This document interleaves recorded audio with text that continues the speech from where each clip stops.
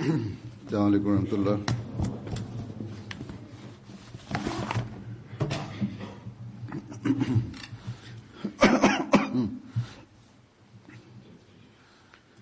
أشهد أن لا إله إلا الله وحده لا شريك له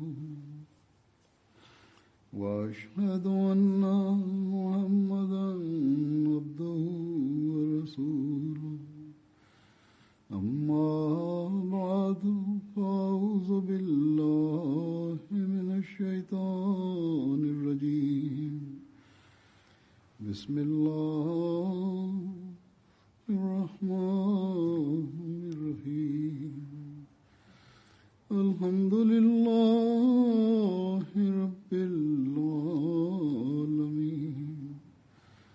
الرحمن الرحيم مالك يوم الدين إياك نعبد وإياك نستعين اهدنا الصراط المستقيم صراط الذين أنعمت عليهم غير المغضوب عليهم ولا الضالين.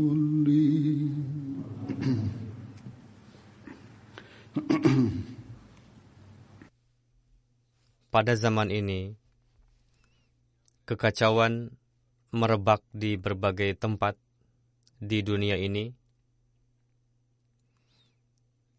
Ada yang ditimbulkan atas nama agama, ada yang ditimbulkan demi untuk membuktikan kekuatan dan keunggulan duniawinya, ada yang disebabkan oleh perlawanan si miskin kepada si kaya, ada juga yang timbul disebabkan grup-grup politik ingin mempertahankan tampuk kekuasaannya di pemerintahan. Ada yang ditimbulkan oleh hal-hal sepele dalam lingkungan rumah tangga. Ada juga yang disebabkan karena tidak adanya pelaksanaan tanggung jawab satu sama lain, lalu menimbulkan percekcokan dan kekisruhan. Ada juga yang timbul demi untuk membuktikan keunggulan ras atau garis keturunan. Dan ada juga yang timbul karena menempuh cara-cara yang salah demi untuk mendapatkan haknya.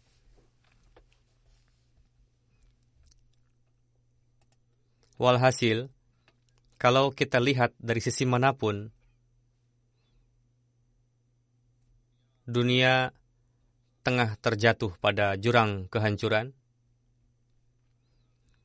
Sehingga orang miskin pun tidak selamat, tidak juga orang kaya.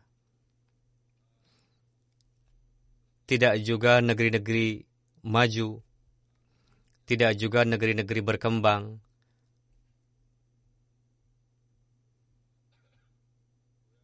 Seolah-olah manusia yang menganggap dirinya modern dan maju juga beranggapan bahwa ini adalah zaman ilmu, pengetahuan, akal, dan cahaya sinar. Pada hakikatnya, mereka telah terjerumus dalam kegelapan. Mereka melupakan Allah Ta'ala dan menganggap duniawi sebagai sembahannya, menganggapnya sebagai Tuhannya, dan tengah berjalan menuju jurang kehancuran, bahkan sudah mendekatinya. Dalam kondisi demikian, tenggelamnya orang-orang non-muslim dalam gemerlap duniawi dapat difahami oleh akal manusia, karena dalam agama mereka telah tercipta kerusakan, dan untuk membimbing mereka kepada jalan Allah Ta'ala, agama mereka tidaklah memberikan solusi yang lengkap dan sempurna.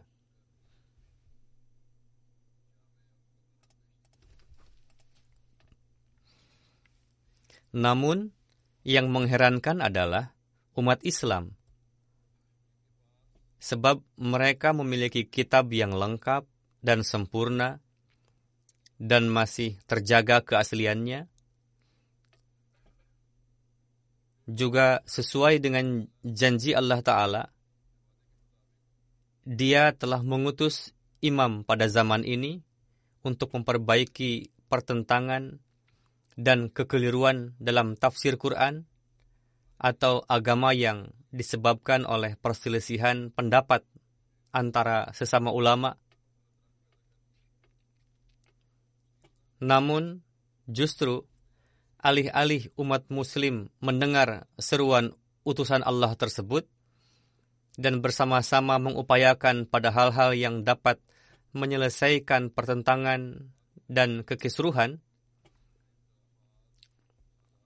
justru mayoritas umat muslim malah mengikuti para ulama yang menciptakan kerusuhan atas nama agama yang dengan mengikutinya mereka enggan untuk mendengarkan seruan utusan Allah tadi.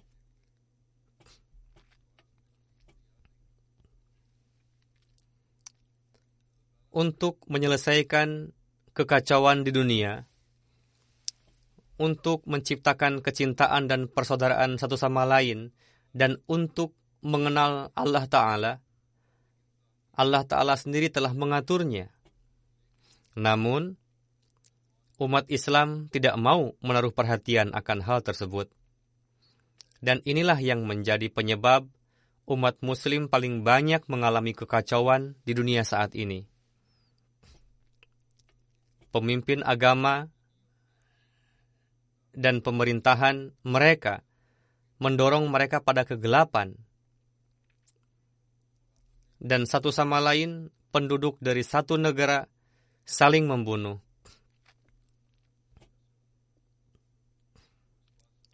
Untuk memanfaatkan keadaan ini, dunia luar, khususnya kekuatan non-muslim, mensuplai peralatan perang dan bantuan pasukan untuk mengadu domba grup-grup muslim dan untuk mengeruk keuntungan bagi mereka. Walhasil ini merupakan tragedi yang sangat menyedihkan, dan bagi kita yang telah mengimani Hadrat Masih Maud alaihi salam dan bagi umat muslim lainnya, yakni umat muslim umum yang tidak beriman, di mana seharusnya kondisi ini menekankan bagi mereka untuk memanjatkan doa sebanyak-banyaknya. Hal ini juga kita harus menaruh perhatian untuk membuat kondisi amalan kita dan menjadikan kondisi ruhani kita seperti yang diharapkan oleh Hadrat Masih Maud alaihi salam dari kita.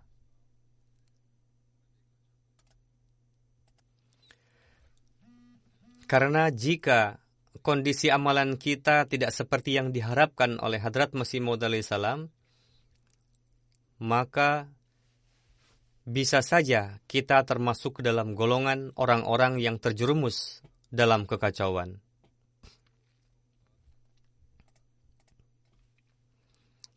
Berkali-kali Hadrat Masih Maud alaihi salam menasihati anggota jemaat, yakni bagaimana seharusnya kondisi kalian pasca baiat. Untuk itu, cara apa yang akan atau yang seharusnya kamu tempuh?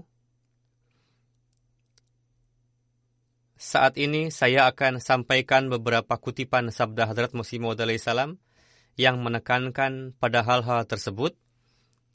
Untuk itu kita harus menyimaknya dengan seksama. Janganlah beranggapan bahwa sebelum ini pun pernah mendengarnya atau pernah membacanya berulang-ulang, karena terkadang setelah membaca atau mendengar pun masih saja bisa lupa. Sebagaimana Hadrat Masih Maud alaihi salam menjelaskan hal ini secara berulang-ulang dan dari sudut pandang yang berbeda, dan selama bertahun-tahun dalam berbagai majelis, beliau menasihatkan para Ahmadi untuk memperbaiki keadaan diri. Ini menzahirkan bahwa betapa khawatirnya beliau alaihissalam dengan jemaat beliau. Jangan sampai para Ahmadi melupakan tujuannya. Jangan sampai setelah baiat kerusakan menimpa mereka lagi. Dan jangan sampai mulai mengarah pada kegelapan. Dalam hal ini, Hazrat Masih Maud alaihissalam bersabda, bagi jemaat kami adalah penting bahwa pada zaman yang penuh dengan gemerlap, setiap arah berhembus angin kesesatan, kelalaian, dan kehilangan arah. Tempuhlah jalan takwa. Kondisi dunia saat ini menganggap hukum-hukum Allah Ta'ala tidak bernilai, tidak memperdulikan hak-hak dan wasiat-wasiat, tidak mengetahui apa hak kita dan bagaimana kita harus melaksanakannya, dan tidak memperdulikan apa-apa yang dinasihatkan pada mereka, yang mereka sendiri telah wasiatkan atau yang diwasiatkan kepada mereka. Mereka telah sedemikian rupa lupa dalam dunia dan kesibukannya secara berlebihan. Ketika sedikit saja mendapatkan kerugian duniawi, mereka langsung meninggalkan sisi agama dan menyia-nyiakan kewajiban pada Allah Ta'ala. Sebagaimana semua ini nampak ketika di pengadilan dan ketika pembagian hasil dengan rekan-rekan.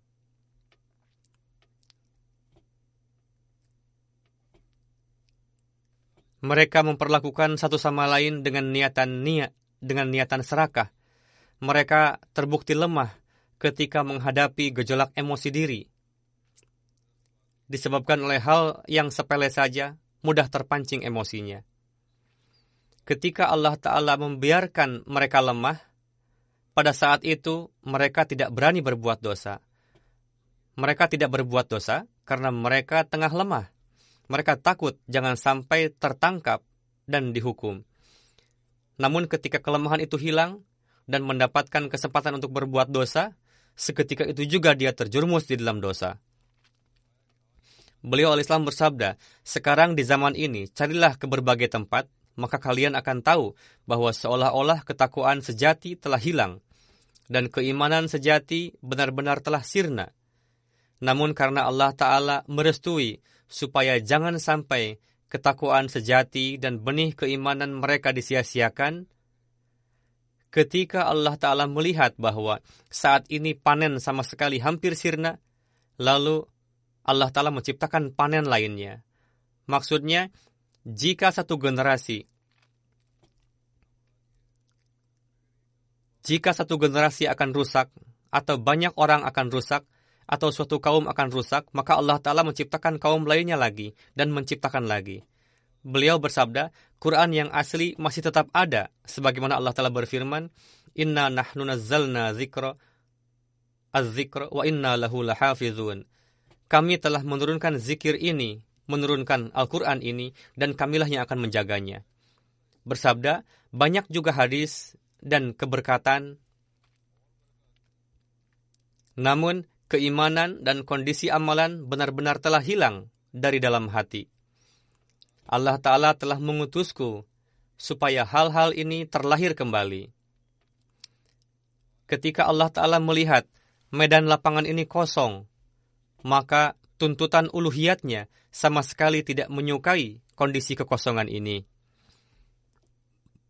Jika keburukan menyebar, maka tuntutan ghairat ilahi, tuntutan uluhiyah ilahi untuk memenuhi medan lapangan itu kembali dengan orang-orang, atau menciptakan lagi orang-orang yang mendahulukan agama di atas dunia, yang menyegarkan kembali agama, yang menyebarkan agama, dan yang mengamalkan keagamaan. Beliau bersabda, aku sama sekali tidak menginginkan medan lapangan ini kosong dan orang-orang terjauh dari Allah Ta'ala. Untuk itu, sebagai pengganti mereka, Allah Ta'ala ingin menciptakan satu kaum baru yang hidup. Untuk itu, tabligh kita adalah semoga kehidupan takwa dapat diraih. Jadi, jika seorang Ahmadi melakukan baiat yang benar, maka dia harus ikut serta ke dalam golongan yang hidup, golongan orang yang hidup rohaninya. Jika tidak, bayatnya tidak berguna? Apakah kaum ini hanya cukup dengan lisan saja, dengan mengatakan bahwa kami akan menjadi kaum baru? Tidak. Bahkan untuk itu, perlu menciptakan suatu perubahan kondisi amalan dan ketakwaan sejati.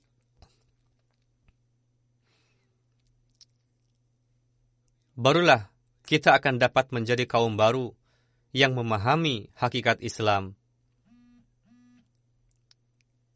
Barulah kita akan menjadi orang yang meraih keridaan ilahi.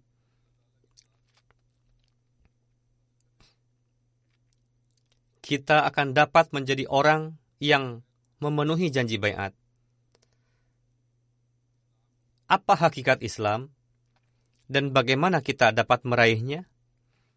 Berkenaan dengan ini, Hadrat Masih Maud alaihissalam bersabda, Islam adalah nama suatu keadaan mengikuti segala hukum Allah Ta'ala,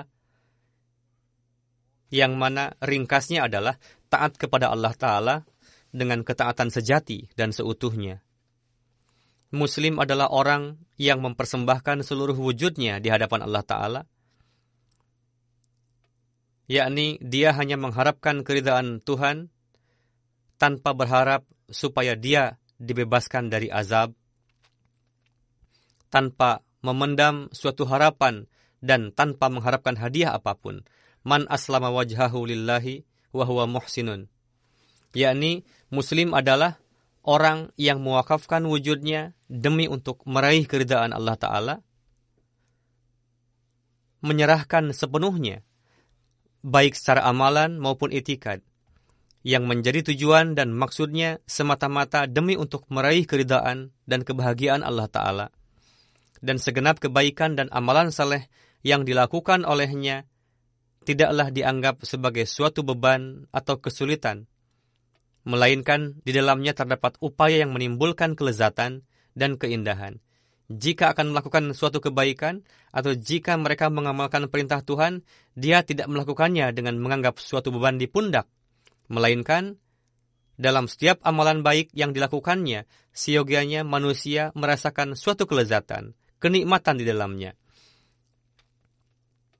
Hendaknya dilakukan dengan hati yang tulus, yang merubah segala macam kesulitan sebagai suatu kenyamanan. Muslim yang hakiki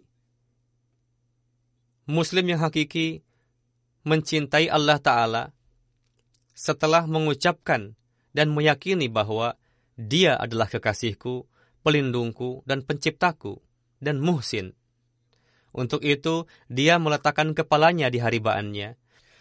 Meskipun kepada seorang Muslim sejati dikatakan bahwa sebagai balasan atas amalan ini, kamu tidak akan mendapatkan apa-apa, tidak akan mendapatkan surga, neraka, kesenangan, ataupun kelezatan. Namun dia sama sekali tidak akan pernah meninggalkan amalan salehnya dan kecintaannya kepada Allah Ta'ala.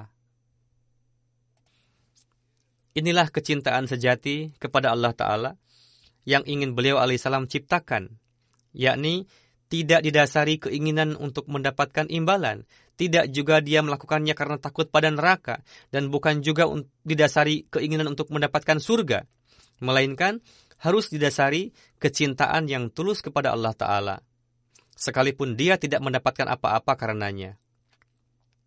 Tetap saja harus mencintai Allah Ta'ala, karena ibadah kepada Allah Ta'ala dan jalinan hubungan dengannya, dan fana dalam ketaatannya, tidaklah didasarkan atas keinginan untuk dibebaskan dari hukuman atau demi untuk mendapatkan ganjaran. Bahkan pada hakikatnya, dia menganggap wujudnya sebagai sesuatu yang diciptakan semata-mata untuk mengenal Allah Ta'ala, mencintainya, dan untuk taat kepadanya.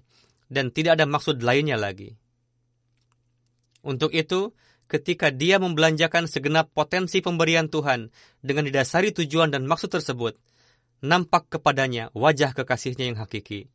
Jika kalian akan menjalin hubungan dengan Allah Ta'ala tanpa didasari pamrih, maka akan nampak wajah Allah Ta'ala. Lalu akan tercipta jalinan yang benar.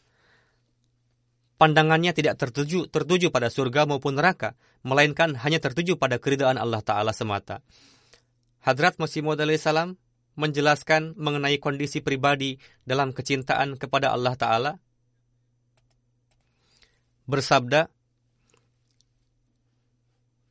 "Aku katakan, jika kepadaku diyakinkan bahwa sebagai buah dari kecintaan dan ketaatan kepada Allah Ta'ala malah akan mendapatkan hukuman sekeras-kerasnya, maka demi Tuhan aku katakan bahwa fitratku akan selalu siap untuk bersabar dari segala penderitaan dan kesulitan itu dengan penuh kelezatan, rasa cinta, dan suka hati. Dan meskipun kepadaku diyakinkan bahwa sebagai buahnya aku akan mendapatkan penderitaan dan azab, maka fitratku akan menganggap perbuatan tidak taat dan tidak setia kepada Tuhan walau satu langkah lebih besar dari 1000 kematian, bahkan tak terhingga, dan aku menganggapnya sebagai kumpulan musibah dan penderitaan." Bersabda, seorang muslim sejati menganggap melanggar perintah ilahi sebagai penyebab kehancuran bagi dirinya. Sekalipun kepadanya dijanjikan kesenangan dan ketentraman yang sangat banyak untuk bersikap tidak taat. Bersabda, untuk menjadi seorang muslim yang hakiki adalah perlu untuk meraih fitrat seperti itu, yakni keitaatan dan kecintaan kepada Allah Ta'ala jangan didasari oleh harapan untuk mendapatkan ganjaran atau takut pada hukuman, melainkan harus menjadi keistimewaan yang alami dan bagian dari fitrat. Lalu kecintaan itu akan dengan sendirinya menciptakan sebuah surga baginya, dan inilah yang merupakan surga hakiki.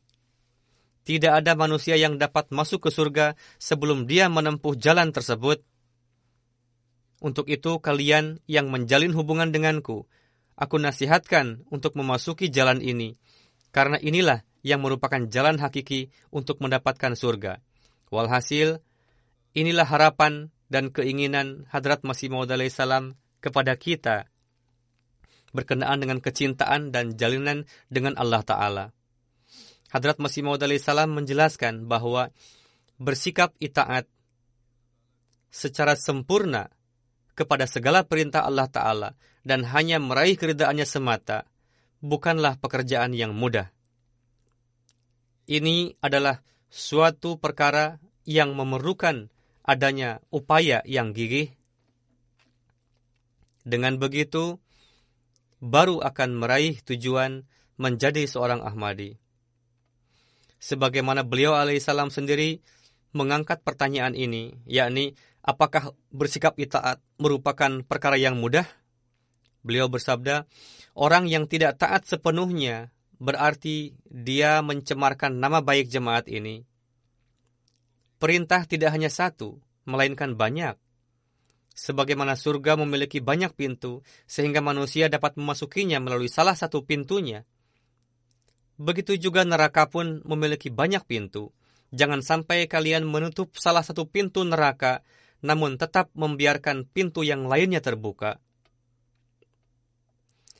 Lalu beliau bersabda, ingatlah, hanya dengan mendaftarkan nama saja, tidak lantas akan masuk ke dalam jemaat ini, sebelum menciptakan hakikat tersebut di dalam diri. Bersabda, saling mencintailah satu sama lain, janganlah saling merampas hak satu sama lain, dan jadilah seperti orang yang tergila-gila di jalan Allah Ta'ala, supaya Tuhan mencurahkan karunia-Nya pada kalian. Selebihnya tidak ada artinya. Beliau alaihissalam menjelaskan bahwa untuk meraih karunia Allah Ta'ala adalah penting untuk beriman secara sempurna dan mengamalkannya.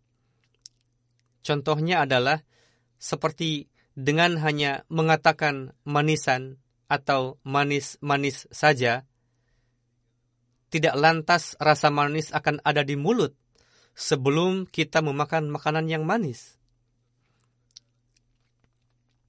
Begitu jugalah hanya pernyataan kecintaan kepada Allah Ta'ala di mulut saja tidak akan memberikan manfaat apa-apa sebelum ada pengamalan dan sebelum ada pengamalan. Dan pengamalan akan terbukti jika seseorang melepaskan beban sikap mendahulukan dunia, lalu memilih untuk mendahulukan agama. Beliau alaihissalam bersabda, jika jemaat kita ingin membahagiakan Allah Ta'ala, maka dahulukanlah agama. Jika ingin membahagiakan Allah Ta'ala, maka dahulukanlah agama. Agama harus menjadi prioritas kalian. Beliau memperingatkan bahwa jika di dalam diri kalian tidak terdapat kesetiaan dan keikhlasan, berarti kalian adalah pendusta.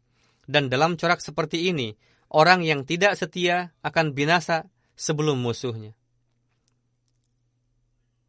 Bersabda, Allah Ta'ala tidak akan bisa tertipu,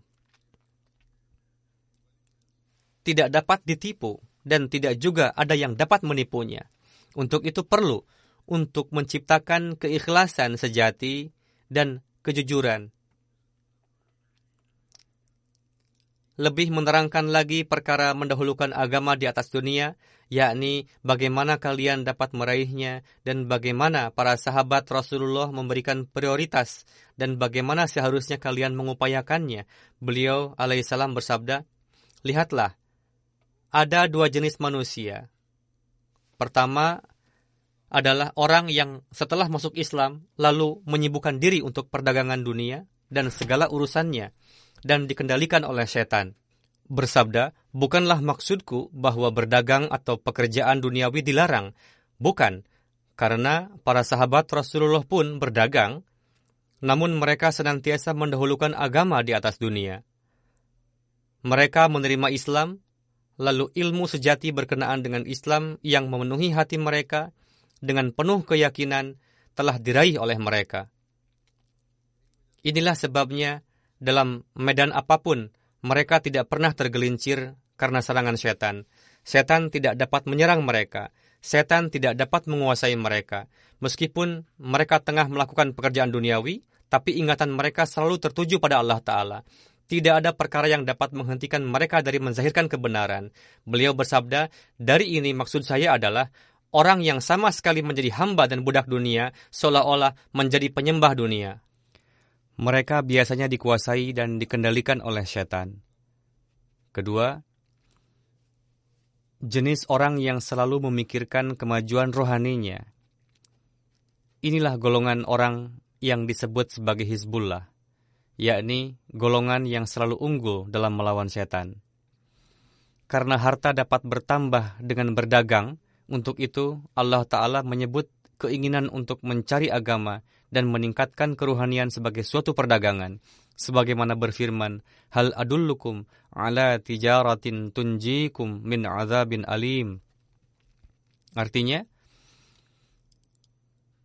maukah aku beritahu kalian mengenai suatu perdagangan yang akan menyelamatkan kalian dari azab yang pedih?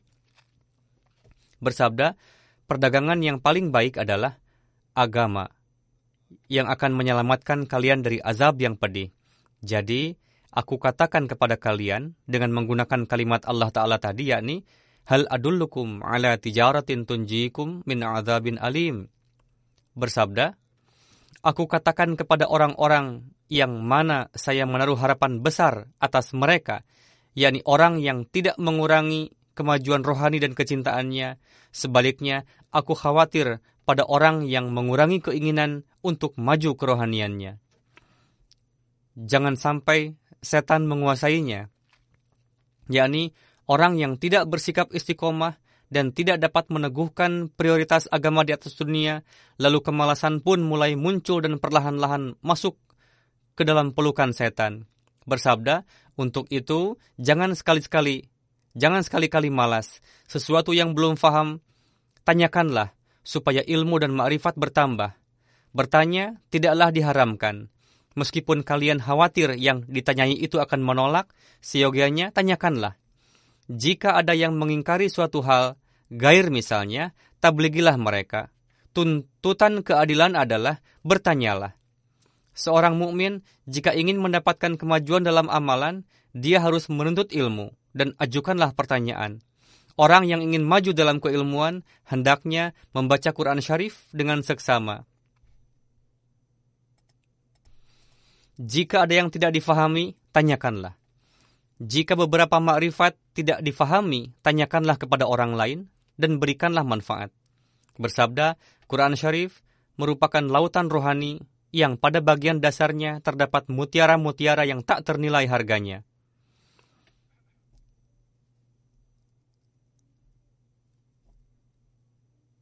Suatu ketika, Hadrat Masih Maud alaihissalam menekankan pada para Ahmadi perihal keutamaan takwa, bersabda, hal yang menjadi tujuan pengutusan kami adalah kosongnya medan takwa.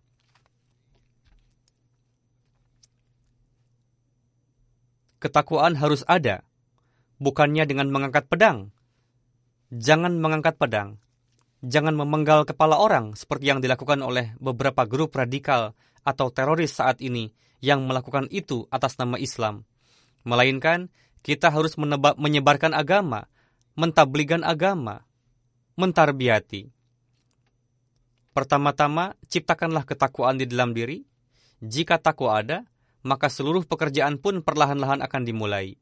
Bersabda, janganlah kalian mengangkat pedang, itu haram. Jika kalian menjadi orang yang bertakwa, maka seluruh dunia akan menyertaimu. Walhasil, raihlah ketakwaan. Orang yang minum minuman keras atau agama yang menjadikan minuman keras sebagai bagian besar di antara syiarnya, mereka tidak mungkin akan berkaitan dengan takwa. Mereka tengah berperang melawan kebaikan. Jika Allah Ta'ala memberikan keberuntungan kepada kita dan memberikan taufik untuk berperang melawan keburukan, lalu meningkat dalam medan ketakwaan dan kesucian, inilah yang merupakan kesuksesan besar dan tidak ada sesuatu yang lebih berpengaruh lebih dari ini. Janganlah berperang dengan pedang. Untuk menciptakan ketakwaan, pertama-tama kalian harus berperang melawan hawa nafsu diri. Setelah itu, manusia dapat menyampaikan pesannya kepada orang lain yang dengannya orang tidak akan tersinggung. Bersabda, coba lihat seluruh agama di dunia saat ini. Ketakwaan yang merupakan tujuan telah hilang dari mereka, dan segala kehormatan duniawi dijadikan sebagai Tuhan. Tuhan yang hakiki tersembunyi, Tuhan sejati dihina. Namun sekarang Tuhan menghendaki supaya diimani dan dikenali oleh dunia. Orang yang menganggap dunia sebagai Tuhan, mereka tidak mungkin dapat bertawakal. Setiap orang perlu untuk mengevaluasi diri, yakni apakah untuk melaksanakan hak-hak Allah, kita justru tengah berupaya meraih tujuan duniawi?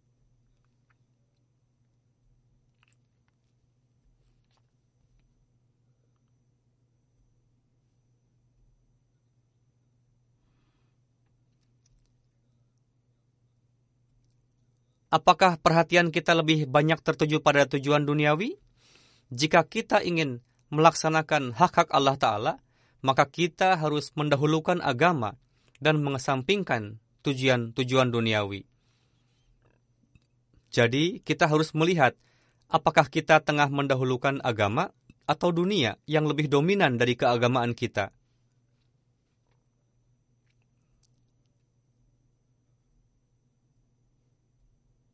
Apakah ketakwaan kita tengah meningkat atau malah menurun?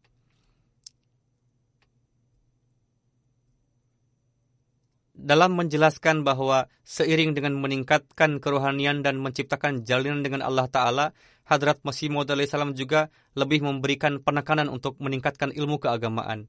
Dalam hal ini beliau bersabda, pahamilah ikatan antara mursyid dengan murid seperti ikatan guru dengan murid. Sebagaimana murid mengambil manfaat dari guru, begitu juga murid mengambil manfaat dari mursyidnya. Namun, jika seandainya murid menjalin ikatan dengan guru, namun tidak meningkat ilmunya, berarti si murid tidak dapat menarik manfaat dari sang guru. Inilah kondisi murid yang hanya menjalin hubungan saja dengan guru atau ustadz, mengenalnya, namun tidak memperoleh ilmu darinya atau tidak mengamalkan perkataannya, maka si murid tidak dapat mengambil manfaat darinya. Begitu jugalah ikatan antara murid dan mursyid. Dengan hanya mengatakan bahwa saya memiliki ikatan dengannya, dia tidak dapat mengambil manfaat darinya sebelum mengamalkan apa-apa yang dinasihatkan padanya. Beliau bersabda, jadi dalam hal ini ciptakanlah jalinan lalu tingkatkanlah ilmu. Setelah sampai pada satu makom, seorang pencari kebenaran hendaknya jangan terhenti. Jika tidak, setan yang terkutuk akan mengarahkan kita ke arah lain. Seperti halnya dalam air yang tergenang, akan timbul bakteri. Jika air tergenang sampai beberapa masa, maka akan timbul bau tak sedap. Begitu juga, jika seorang mukmin tidak berusaha untuk kemajuannya, maka dia akan jatuh. Jika kamu seorang mukmin yang benar, maka harus melangkah ke arah kemajuan. Jika terus berdiri pada satu tempat, maka tidak akan terus berdiri, melainkan akan jatuh tersungkur. Bersabda adalah tugas seorang yang beruntung untuk selalu sibuk mencari agama. Tidak ada manusia yang lebih sempurna dari Nabi kita Sallallahu Alaihi Wasallam di dunia ini. Namun beliau pun mendapatkan pendidikan dengan memanjatkan doa Rabbi zidni ilman. Ya Allah, tambahkanlah ilmu padaku. Lantas, siapa yang berkeyakinan penuh atas ilmu dan ma'rifatnya sendiri, lalu terhenti pada suatu tempat dan tidak merasa perlu untuk meningkat di masa yang akan datang. Semakin manusia meningkat dalam ilmu dan ma'rifatnya, dia akan terus mengetahui bahwa masih banyak hal yang masih harus dicari solusinya. Seperti layaknya anak-anak yang pada mulanya menganggap bentuk geometri tidak berarti sama sekali. Mereka juga pada pandangan awal menganggap beberapa perkara sebagai sesuatu yang sia-sia. Namun pada akhirnya, perkara itu jugalah yang akan nampak kepadanya dalam corak kebenaran. Untuk itu, seiring dengan merubah kapasitas diri, betapa perlunya untuk melengkapi segala perkara untuk meningkatkan ilmu pengetahuan.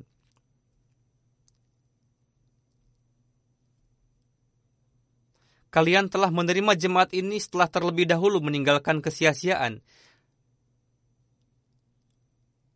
Namun, jika kalian tidak meraih ilmu dan basirat sepenuhnya mengenai hal itu, lantas tidak ada manfaat baiat kalian. Tidak ada manfaatnya dengan mengatakan bahwa kami telah baiat dan telah menjadi Ahmadi atau Ahmadi keturunan sebelum kamu sendiri meraih ilmu.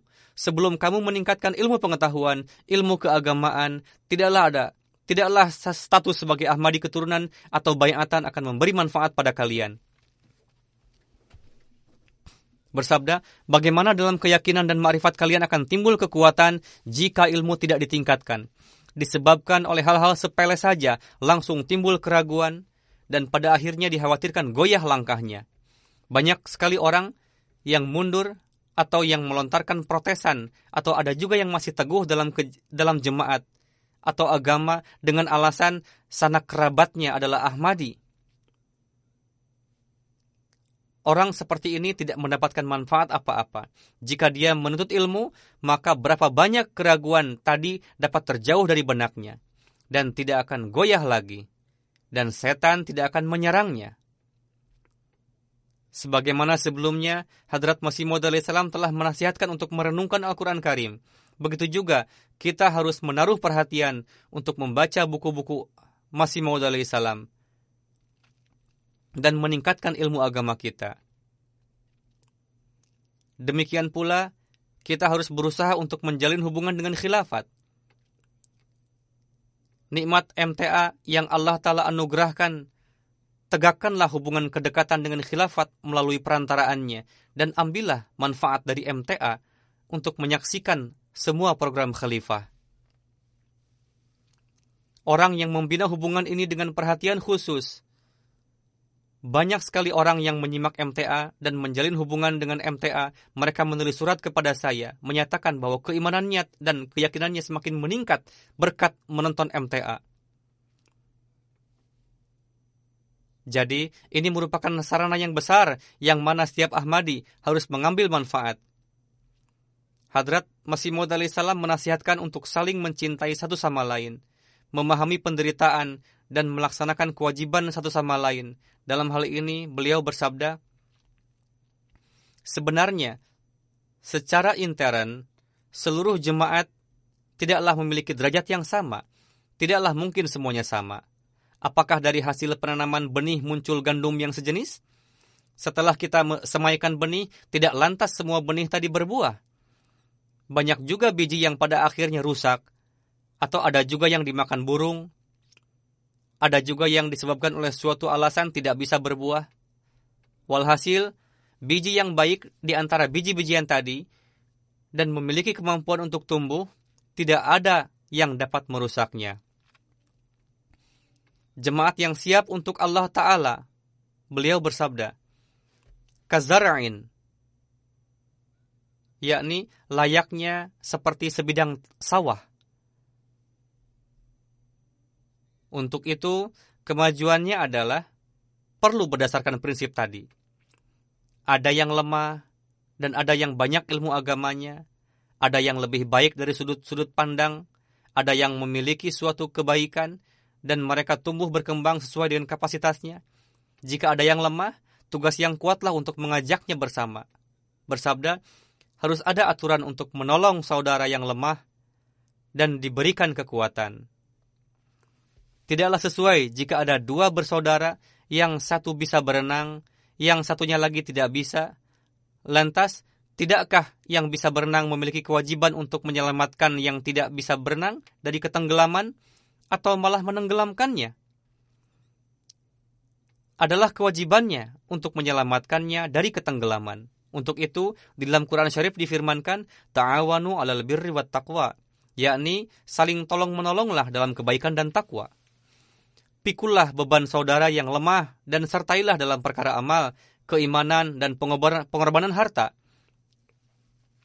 Jika ada kelemahan dalam amalan, bantulah. Bagaimana caranya? Bukan dengan cara mengikuti kelemahan itu, melainkan berusahalah untuk menjauhkannya. Jika dalam keimanannya terdapat kelemahan, jika keimanan kamu kokoh, maka berupayalah untuk menyelamatkan keimanannya.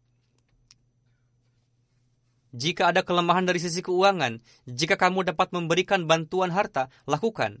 Namun jika tidak, beritahukanlah kepada nizam jemaat, nizam harus membantunya sebatas kemampuan yang dimiliki.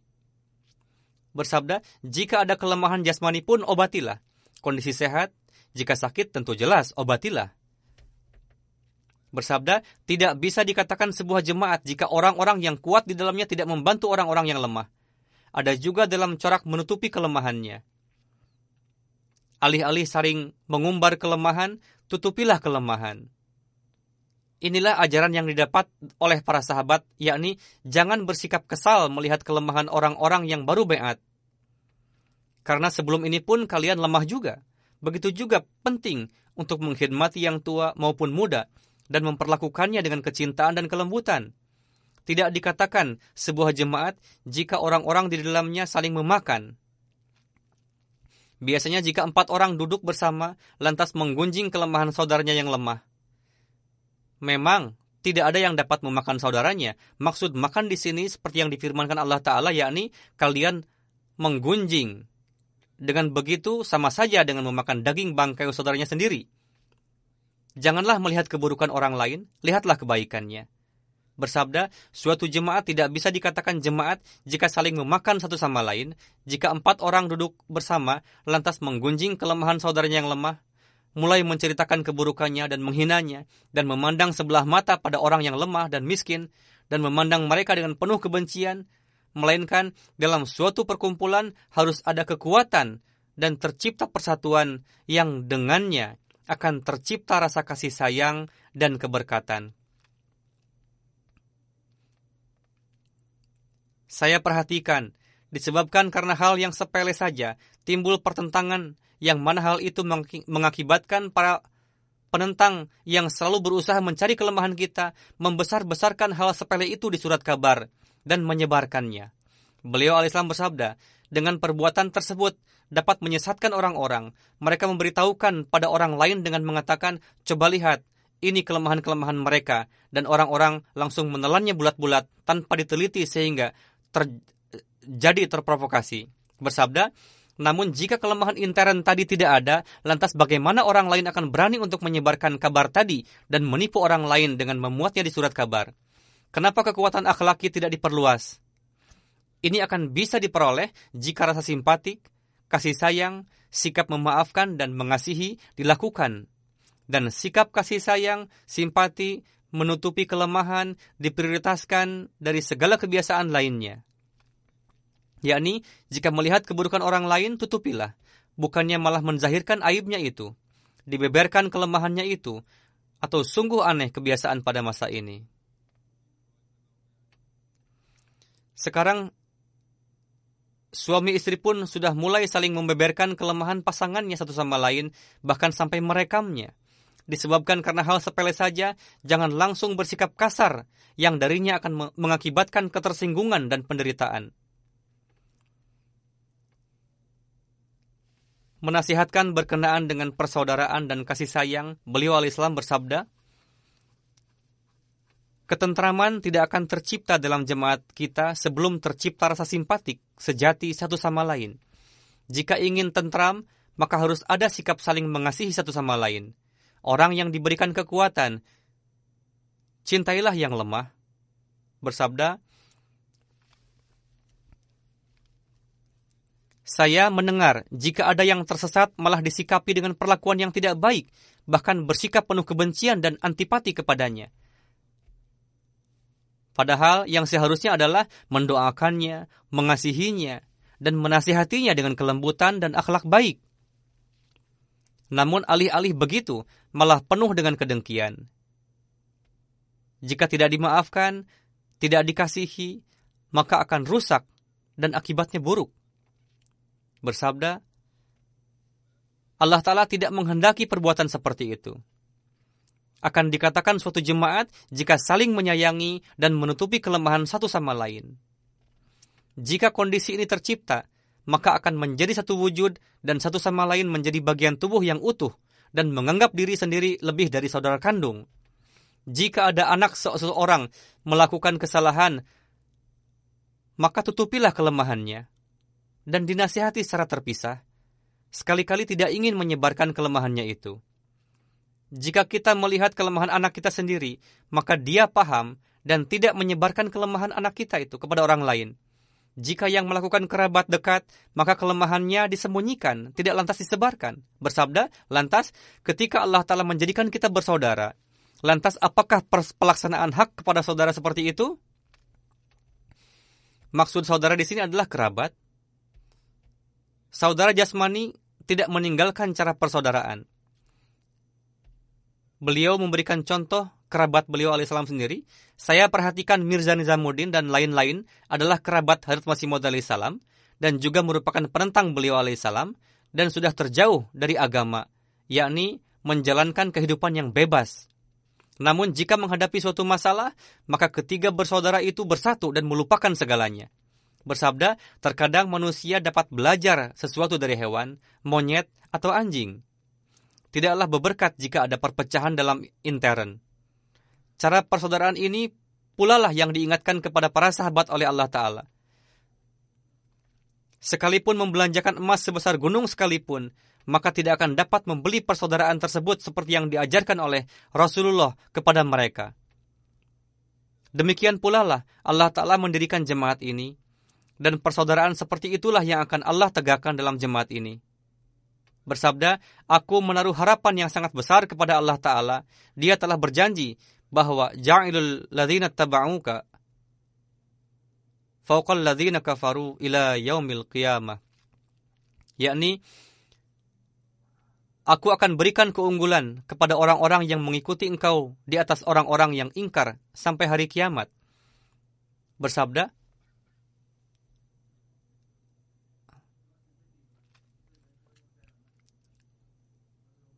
aku mengetahui dengan pasti bahwa dia akan mendirikan satu jemaat yang akan unggul di atas orang ingkar sampai hari kiamat. Namun masa ini yang merupakan masa-masa ujian dan masa-masa lemah, pada zaman itu kondisi masih lemah. Saat ini khususnya para Ahmadi Pakistan hendaknya menaruh perhatian bahwa masa-masa kelemahan ini di mana baik itu pada level pemerintah maupun level lembaga-lembaga hukum dan juga pegawai pemerintahan, mereka tengah melakukan penentangan pada jemaat di Pakistan lebih besar dari sebelumnya. Pada masa-masa ini, secara khusus berusahalah untuk menciptakan perubahan dalam diri. Bersabda, Ini adalah masa-masa penuh kelemahan yang mana tengah memberikan kesempatan pada setiap orang untuk mengislah diri dan menciptakan perubahan diri. Ketahuilah bahwa saling mencurigai satu sama lain, menyakiti hati, berkata kasar, menimpakan penderitaan pada orang lain, dan menganggap hina pada orang lain yang lemah dan tak berdaya merupakan dosa besar. Sekarang di antara kalian telah terbina satu persaudaraan baru. Mata rantai sebelumnya telah terputus. Allah Ta'ala telah menciptakan kaum baru ini, yang di dalamnya berbagai jenis orang ikut serta, apakah kaya, miskin, tua, muda. Adalah kewajiban mereka yang tidak mampu untuk menghargai dan menghormati saudara kalian yang sudah mapan, dan sebaliknya, kewajiban bagi mereka yang kaya untuk membantu yang tidak mampu. Janganlah menganggapnya miskin dan hina, karena mereka pun adalah saudara juga. Meskipun ayah jasmani kalian berbeda-beda, namun pada akhirnya, bapak rohani kalian semua adalah satu, dan merupakan ranting yang berasal dari satu pohon. Untuk memperbaiki kita, beliau alaihissalam menasihatkan kita untuk membaca buku beliau berjudul Bahtera Nuh, dan menasihatkan untuk membacanya berulang-ulang. Sebagaimana beliau alaihissalam bersabda, berkali-kali aku katakan pada anggota jemaatku, untuk jangan meyakini sepenuhnya pada baiat ini saja, sebelum kalian sampai pada hakikat kalian. Sebelum kalian sampai pada hakikat, kalian belum mendapatkan keselamatan. Orang yang merasa cukup dengan kulit, dia akan luput dari inti. Hanya melihat bagian luar saja, tidaklah cukup sebelum kalian berusaha untuk meraih kandungan isinya. Bersabda, jika sang murid tidak mengamalkan, maka kesolehan seorang suci tidak akan memberi faedah padanya. Jika ada seorang tabib memberikan resep pada seseorang, namun resep itu hanya disimpan saja di suatu tempat, maka dia tidak akan mendapatkan manfaat dari resep itu. Begitu juga resep, seperti halnya seseorang meminta resep dari dokter, namun resep itu tidak ditebus dan digunakan, lantas mengatakan, saya belum sembuh. Begitu jugalah kondisi orang yang sakit rohani. Meskipun sudah mendengarkan nasihat, namun tidak diamalkan, maka tidak ada manfaatnya. Bersabda, sama sekali tidak akan bermanfaat, karena manfaat merupakan buah dari mengamalkan tulisan yang ada pada kertas resep tersebut, yang darinya dia luput. Bersabda, telaahlah buku Bahtera Nuh berulang-ulang, dan selaraskanlah diri masing-masing sesuai dengan isi buku tersebut. Qad aflaha man zakkaha, sesungguhnya orang yang mensucikan dirilah yang berhasil. Bersabda, ribuan pencuri, pezina, penjahat, pemabuk mengaku sebagai umat Rasulullah. Namun apakah mereka umat dalam arti yang sebenarnya? Sama sekali tidak. Yang disebut umat adalah orang yang sepenuhnya mengamalkan ajaran Rasulullah. Lalu, beliau menjelaskan berkenaan dengan pentingnya untuk menekankan, untuk memperdengarkan dan membacakan buku Bahtera Nuh di kalangan jemaat. Beliau bersabda, dalam buku Bahtera Nuh, aku telah menulis ajaranku, dan penting bagi setiap orang untuk mengetahui hal tersebut. Seyogianya jemaat-jemaat di berbagai kota mengadakan acara-acara untuk memperdengarkan buku tersebut kepada semua. Kirimlah orang yang luang waktu dan siap untuk membacanya. Jika dibagikan begitu saja bukunya, meskipun jumlahnya 50.000 eksemplar, tetap tidak akan cukup. Dengan dibuatnya upaya seperti itu akan tersebar, sehingga persatuan yang kita harapkan akan tercipta dalam jemaat ini. Walhasil, untuk itu, di mana di jemaat-jemaat diaturkan untuk diperdengarkan dan dibacakan, begitu pula harus diaturkan supaya disampaikan pada acara MTA. Setiap kita harus menjadikannya sebagai bagian dari kehidupannya. Kita sendiri pun harus membacanya dan harus berusaha untuk mengamalkannya. Dalam hal menjelaskan berkenaan dengan nasihat untuk terhindar dari keburukan dan tanda-tanda seorang Ahmadi hakiki, Hadrat Masih Maud bersabda, tugas kalian saat ini adalah hendaknya kalian harus menyibukkan diri untuk berdoa, istighfar, ibadah, pensucian diri, dan membersihkan jiwa. Dengan begitu, jadikanlah diri sendiri layak akan pertolongan Allah Ta'ala dan perhatiannya yang telah dia janjikan. Meskipun Allah Ta'ala telah memberikan janji-janji yang agung dan nubuatan-nubuatan padaku, yang berkenaan dengannya yakin bahwa itu semua akan tergenapi.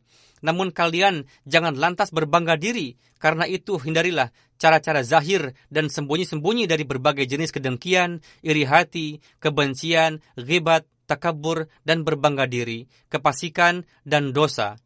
Dan tinggalkanlah juga kemalasan dan kelalaian. Ingatlah dengan baik bahwa kemenangan pada akhirnya didapatkan oleh orang-orang muttaqi, sebagaimana Allah Ta'ala berfirman, wal aqibatu lil muttaqin. Untuk itu berfikirlah untuk menjadi orang yang bertakwa, karena kemenangan akan diraih oleh orang muttaqi. Semoga Allah Ta'ala memberikan taufik kepada kita untuk menjadi Ahmadi hakiki dan melaksanakan ajaran beliau alaihissalam. Dan semoga kita menjadi orang-orang yang melaksanakan hak-hak Allah Ta'ala dan menjadi orang-orang yang meraih ridhonya, melaksanakan perbaikan diri sendiri, dan menaruh perhatian untuk meningkatkan ilmu dan menjadi orang-orang yang melaksanakan hak-hak hamba Allah Ta'ala. Pada saat ini khususnya, sebelumnya pun telah saya isyarahkan bahwa doakan juga untuk kondisi Pakistan saat ini, dan para Ahmadi Pakistan sendiri juga hendaknya berdoa untuk diri mereka sendiri banyak-banyak. Semoga Allah Ta'ala melindungi mereka dari segala keburukan. Secara umum, kekisruhan yang terjadi di dalam negeri juga disebabkan karena para maulwi. Semoga Allah Ta'ala melindungi negeri itu dan dari kejahatan para maulwi.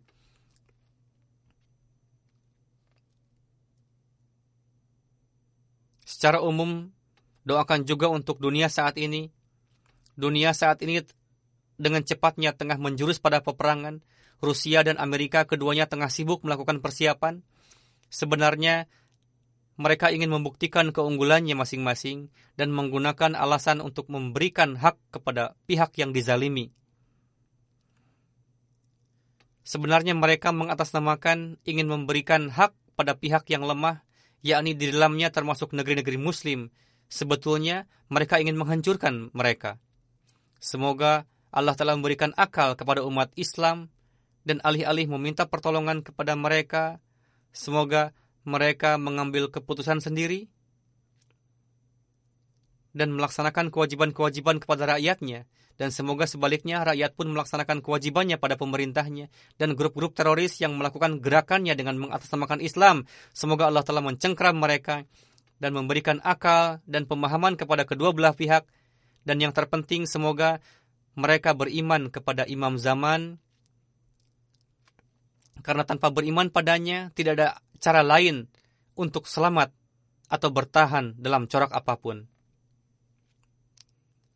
Semoga Allah Ta'ala memberikan akal kepada mereka, dan alih-alih menjadi bagian kezaliman ini, semoga umat Islam menjadi orang-orang yang menyebarkan ajaran kecintaan, kasih sayang, dan persaudaraan sesuai dengan ajaran Islam yang hakiki, dan menjadi orang-orang yang melaksanakan hak-hak Allah Ta'ala. Amin.